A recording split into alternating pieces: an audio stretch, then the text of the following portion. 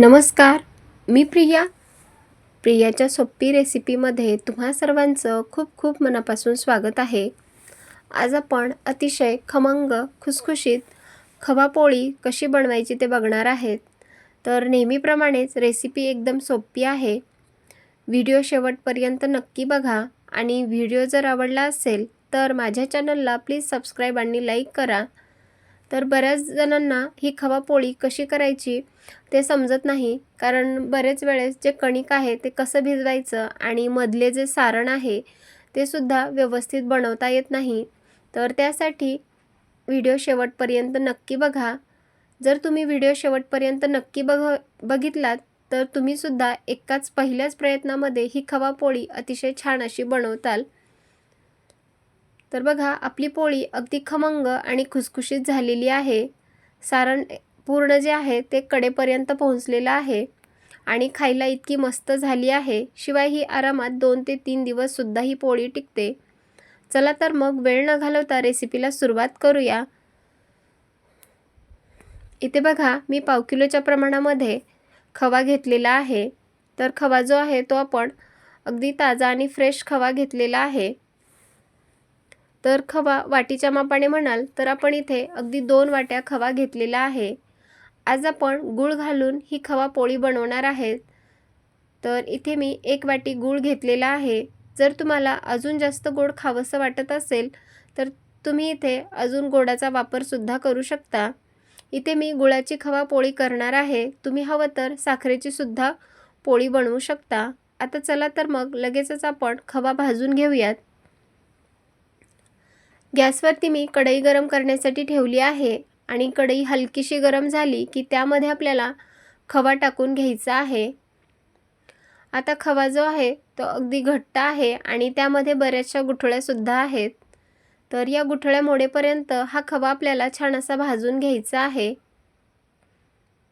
तर सुरुवातीला आपल्याला एक थोडा वेळ लागेल. नंतर खवा आपला थोडासा पातळ झाला की तो छान असा परतला जातो. इथे बघा, अगदी मंद आचेवर हा खवा आपल्याला छान असा भाजून घ्यायचा आहे. बऱ्याचदा काही जणांना खवा कसा भाजायचा, किती वेळ भाजायचा हे सुद्धा समजत नाही. तर सुरुवातीपासून आपण एक 10 ते 15 मिनिटांमध्ये हा खवा जो आहे तो छान असा भाजून घेणार आहेत. आता बघा, जसजसा वेळ जाईल ना तसतसा आपला खवा जो आहे तो थोडासा पातळ व्हायला मदत झाली आहे आणि याच्या गुठळ्या ज्या आहेत त्या पूर्णपणे सुद्धा मोडलेल्या आहेत. तर बघा, गुठळ्या पूर्ण मोडून झालेल्या आहेत आणि खवा जो आहे तो थोडासा पातळ झालेला आहे. तर यामध्ये आता आपण लगेचच गूळ टाकणार आहेत. इथे मी गूळ जो आहे तो अगदी बारीक चिरून घेतला होता. आता गूळसुद्धा आपल्याला या पूर्णपणे खव्यामध्ये चांगल्या प्रकारे मिक्स करून घ्यायचा आहे. इथे मी गूळ घालून खवापोळी बनवत आहे. तुम्ही हवं तर इथे साखरेचा सुद्धा वापर करू शकता. म्हणजे आपण इथे गूळ टाकला आहे. जर तुम्हाला गूळ टाकायचा नसेल तर तुम्ही इथे साखरसुद्धा वापरू शकता. तर गोड जे आहे ते तुम्ही तुमच्या आवडीनुसार कमी जास्त गोड बनवू शकता. अगदीच गोड खात असाल तर थोडंसं गोडाचं प्रमाणसुद्धा वाढवू शकता. आता बघा, गूळ टाकल्याच्या नंतर परत हे आपल्याला मिश्रण जे आहे ते छान असं परतून घ्यायचं आहे. आता गूळ विरघळेपर्यंत हे मिश्रण आपण अगदी मंद आचेवर परतून घेणार आहेत. कारण यामध्ये गुळाचे जे बारीक खडे आहेत ते सुद्धा अजून दिसत आहेत. त्यामुळे गूळ पूर्णपणे वितळेपर्यंत आपल्याला मिश्रण जे आहे ते सारखं परतत राहायचं आहे. खाली कढईला चिटकू नये म्हणून आपण सारखं या मिश्रणाला परतत राहणार आहेत.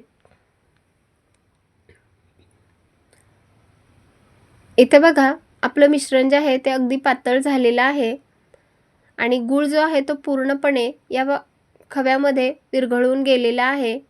तर अजून एक 2 मिनिट हे मिश्रण जे आहे ते आपण छान असं परतून घेणार आहेत. तर सुरुवातीपासून आपल्याला हा खवा भाजण्यासाठी कमीत कमी एक 10 ते 15 मिनिट लागलेले आहेत. तर इथे आपला खवा जो आहे तो अजून पातळ आहे. तर आता आपण गॅस बंद करून घेणार आहेत आणि कढई आपल्याला खाली काढून घ्यायची आहे. आता आपण हे जे मिश्रण आहे ते पूर्णपणे थंड करून घेणार आहेत.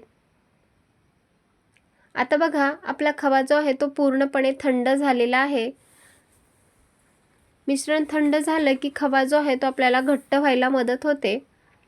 आणि बघा इथे मिश्रण जे आहे ते आपलं जो खवा आहे तो छान असा घट्ट झालेला आहे. म्हणजे आपल्याला पोळी बनवण्यासाठी जसा खवा पाहिजे तसा अगदी तयार झालेला आहे. तर आता याचे मी अगदी छोटे छोटे गोळे बनवून घेणार आहे. त्यामुळे आपल्याला ही पोळी बनवताना अगदी सोपं जाईल. इथे मी एक गोळा बनवून घेणार आहे. अशाच प्रकारे दुसरे सुद्धा आपल्याला खव्याचे गोळे बनवून घ्यायचे आहेत. एक गोळा बनवून झाला की अशाच प्रकारे बाकीचे सुद्धा गोळे बनवून घेतले आहेत. म्हणजे आपल्याला पोळी करताना पटकन ही पोळी बनवता येईल. आता हा जो खवा आहे तो बाजूला ठेवला आहे आणि लगेच आपण कणिक मळण्यासाठी घेणार आहेत.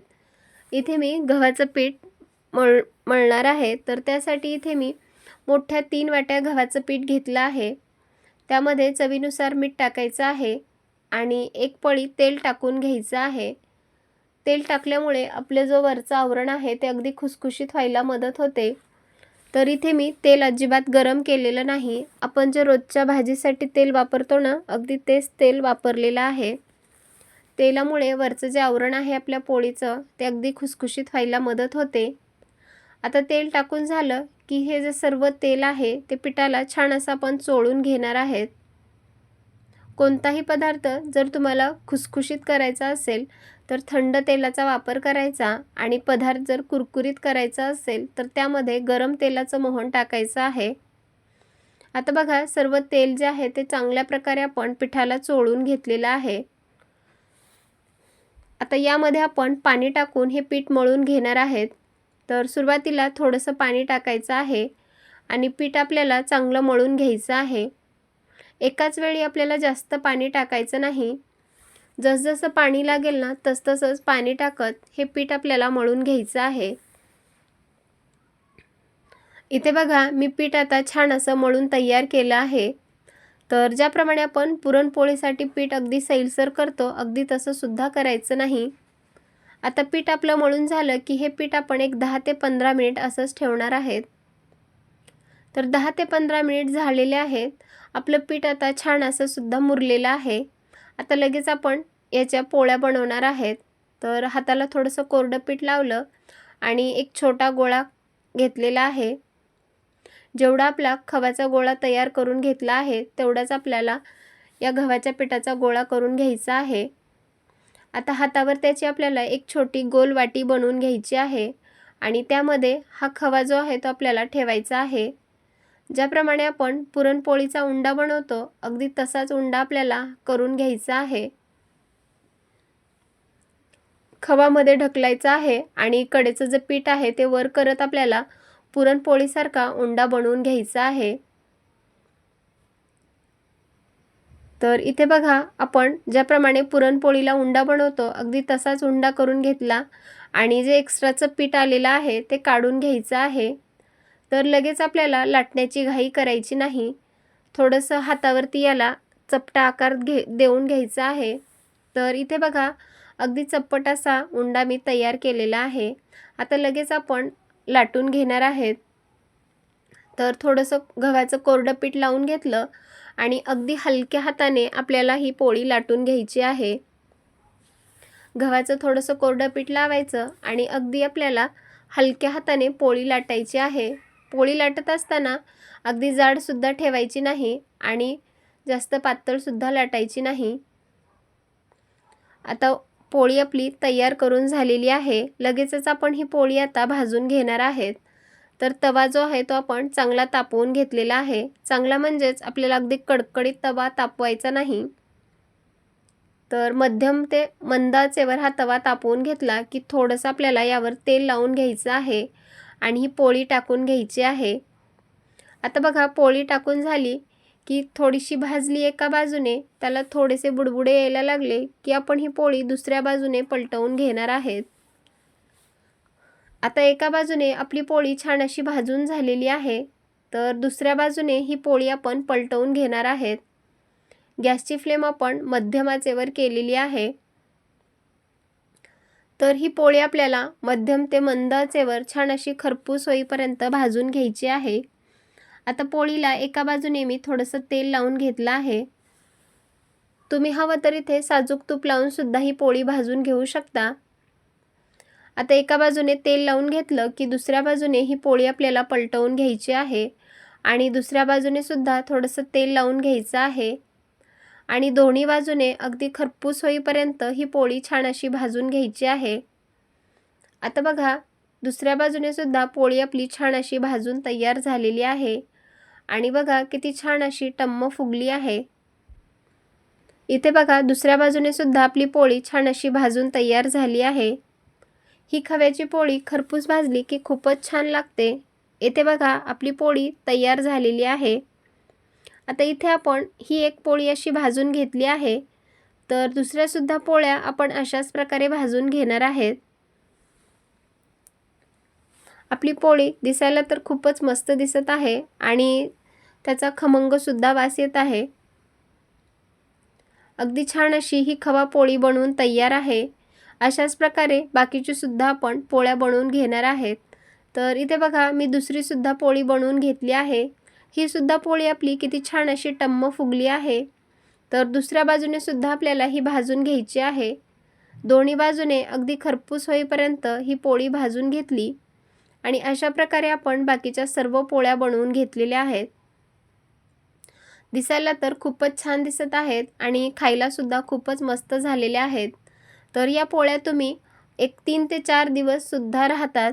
ज्याप्रमाणे तीळ शेंगदाण्याची पोळी एक 8 ते 10 दिवस टिकते, तर ही खवा पोळी जी आहे ती एक 3 ते 4 दिवस आरामात टिकते. खायला खूपच छान लागते.